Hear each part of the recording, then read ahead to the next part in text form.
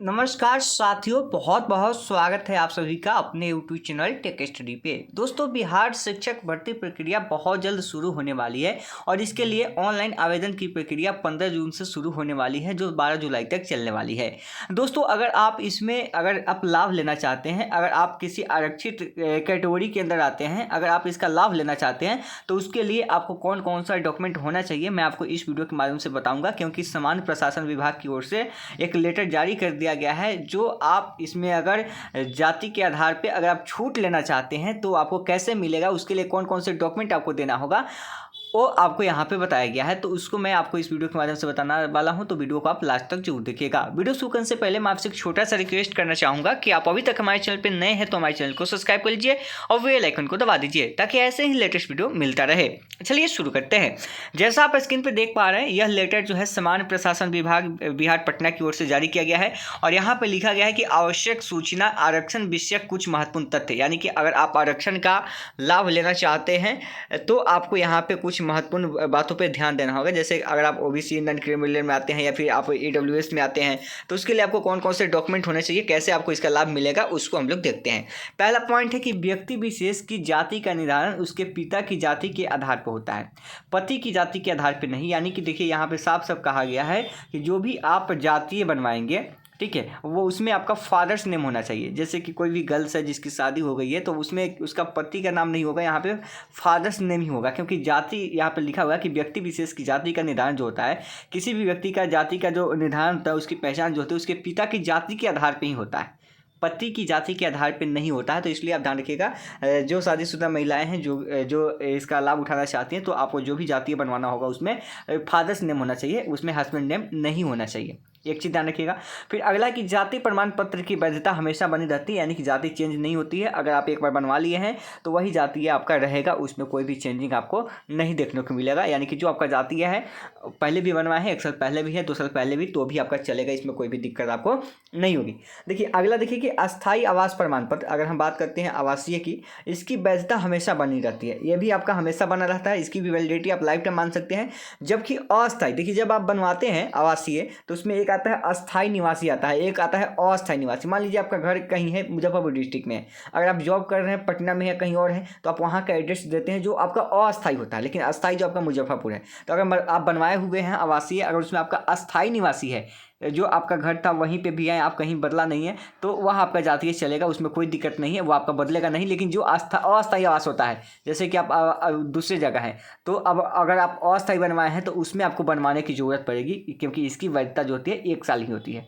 तो जातीय की भी वैधता अनलिमिटेड होती है और यहाँ पे आवासीय की भी होती है, जो अस्थायी आवासीय होती है उसकी।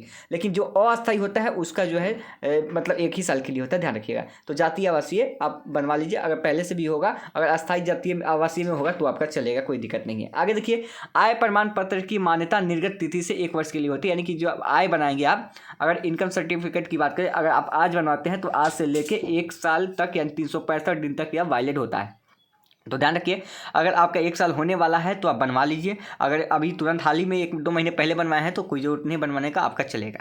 अगला कि सत्यापन के पश्चात अभ्यर्थियों को मूल प्रमाण पत्र अवश्य लौटा दिए जाएंगे। जब सत्यापन हो जाएगा तो उसके बाद जो भी आपका मूल प्रमाण पत्र होगा वो आपको वापस कर दिए जाएंगे। अगला है कि क्रीमी लेयर का केस आता है। क्रीमी लेयर में नहीं आने वाले संबंधित विहित पत्र में अभ्यर्थियों से अंडरटेकिंग प्राप्त कर पुराने क्रीमी लेयर रहित प्रमाण पत्र के आधार पर नए क्रीमी लेयर रहित प्रमाण पत्र निर्गत किया जा सकता है। कहता है कि क्रीमी लेयर में नहीं आने संबंधी विहित प्रपत्र में अभ्यर्थियों से क्या है, अंडरटेकिंग प्राप्त करके जो पुराना आपके पास क्रीमी लेयर होगा उसी के आधार पे आपको नया क्रीमी लेयर बना के दिया जा सकता है। इसके आधार पे भी आपको हो जाएगा। यहाँ पे देखिएगा, अगर आपके पास पुराना भी है तो आप यहाँ करा सकते हैं, अगर नहीं है तो आप अप्लाई कर दीजिए। आपके पास जातीय आवासीय आय होगा, पुराना होगा, चलेगा, आप उसी के आधार पे यहाँ पे आप अप्लाई कर दीजिए किसके लिए, क्रीमी लेयर के लिए, और उसको बनवा लीजिए। नहीं है तो अगर पहले से भी आप बनवाए हैं तो उसको अंडरटेकिंग करके आप यहाँ पे बनवा सकते हैं आगे की प्रोसेस। और आगे की प्रोसेस के लिए आप अपने ब्लॉग से संबंधित या ऑनलाइन आप संबंधित देख सकते हैं, क्योंकि अब सब कुछ जो है ऑनलाइन हो चुका है। हालांकि क्रीमी लेयर रहित प्रमाण पत्र बार बार बनवाने की आवश्यकता नहीं। देखिए यहाँ पे साफ साफ कह रहा है कि क्रीमी लेयर रहित जो प्रमाण पत्र है वह बार बार बनवाने की आवश्यकता नहीं है। राज्याधीन सेवाओं हेतु पुराने प्रमाण पत्र के साथ अंडरटेकिंग देकर आवेदन किया जा सकता है। उसमें अंडरटेकिंग अंडरटेकिंग का ऑप्शन आएगा, उसको देके आवेदन किया जा सकता है। ये चीज़ आपको दिया गया है, तो उसमें आप अंडरटेकिंग लगा के इसको आवेदन कर सकते हैं, बार बार बनवाने की जरूरत नहीं है, यहाँ पे साफ साफ लिखा है। अगला कि राजधीन सेवाओं में राज्य के मूल निवासी को ही आरक्षण होगा, यानी कि जो राजधीन सेवाएं हैं वहाँ पे जो मूल निवासी हैं, बिहार के जो अस्थायी निवासी है, उनको ही आरक्षण का यहाँ पे लाभ मिलेगा।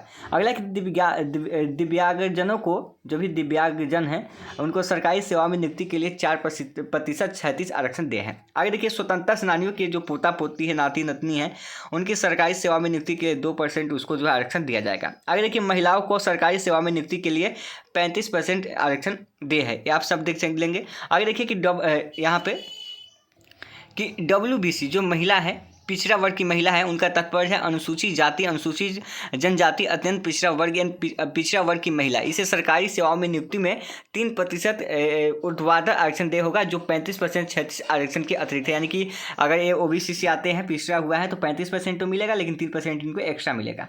और एक इनका लेटर है, यहाँ पे आप देख सकते हैं कि मोहम्मद सिराजुद्दीन अंसारी जो सरकार के अपर सचिव हैं, उनका यह लेटर है, तो आप यहाँ पे देख सकते हैं। इसके अकॉर्डिंग आप यहाँ पे चेक कर सकते हैं कि कौन कौन से आपको डॉक्यूमेंट चाहिए अगर आप जातीय का लाभ उठाना चाहते हैं। तो EWS है तो आपको वही बनाना होगा जैसे आप नॉन क्रिमिनल बनवाते हैं। तो इन सभी दस्तावेजों का जो भी डॉक्यूमेंट है, अगर आपके पास नहीं है तो इसको आप अभी तक बनवा लीजिए, ताकि आपको आरक्षण का लाभ मिलेगा। अगर ये डॉक्यूमेंट नहीं होगा आपके पास तो फिर आपको आरक्षण का लाभ नहीं मिलेगा। तो उम्मीद है वीडियो पसंद आई हो तो लाइक कीजिएगा, चैनल को सब्सक्राइब कीजिएगा ऐसे ही खबर पाने के लिए। और साथ ही वीडियो के डिस्क्रिप्शन में टेलीग्राम चैनल का लिंक होगा, आप टेलीग्राम चैनल को भी ज्वाइन कर दीजिएगा, ताकि आगे की वीडियो आपको मिलती रहे। मिलते हैं नेक्स्ट वीडियो में।